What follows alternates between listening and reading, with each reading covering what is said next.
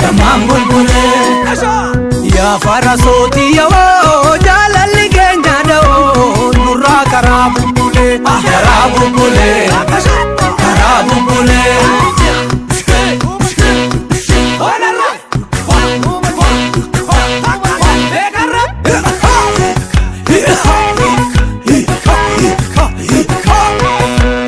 odana be warake dalana kamsa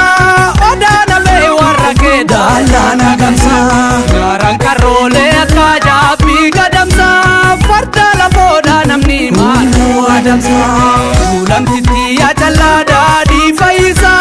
tulam titiya talada di faisa garan si jalata enyu daf chalisa dukana robal kankite jamisa thambu ino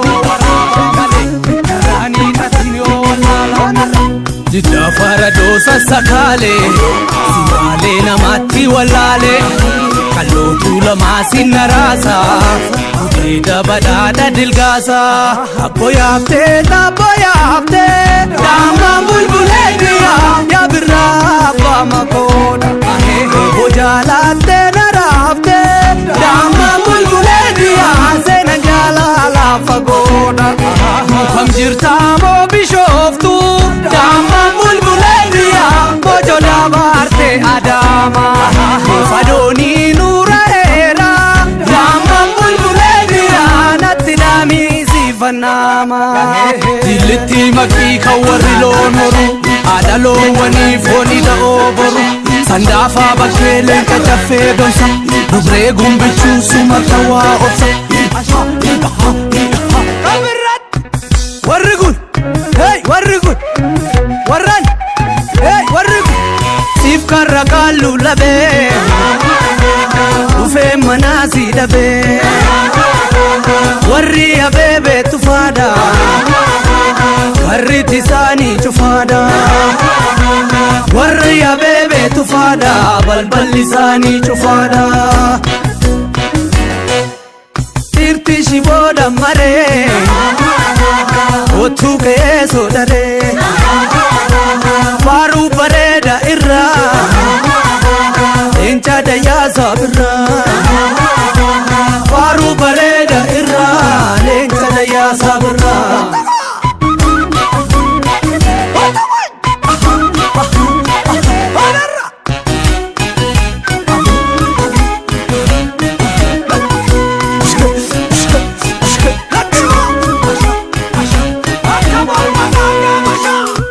Gurari ule asheta komelule nadi damam bulbule ya farasoti yo jalal kenya do nura karabule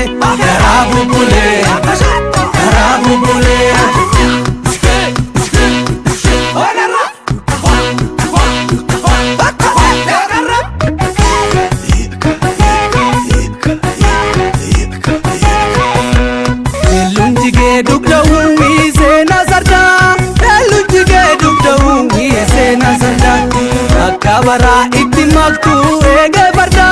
babuni ranchi tuada na to adda salalti hailu raga sadalche salalti hailu raga sadalche gadame sahada sinke tu sitalche siban kabambe kadapate of bulche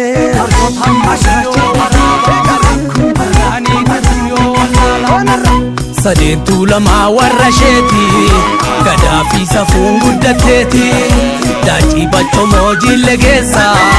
abbaan kee kamiisa dankeessa boosarroobee daamaan bulbulee diyaa daasee gurmuu wooran buune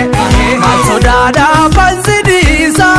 daamaan bulbulee diyaa tokko jaalataan hin duune harrayyuun qee fantaalee daamaan bulbulee diyaa eessumalla mangamuuti barayuuji fasilaalee daamaan bulbulee diyaa ammas jaalaalaan naguuti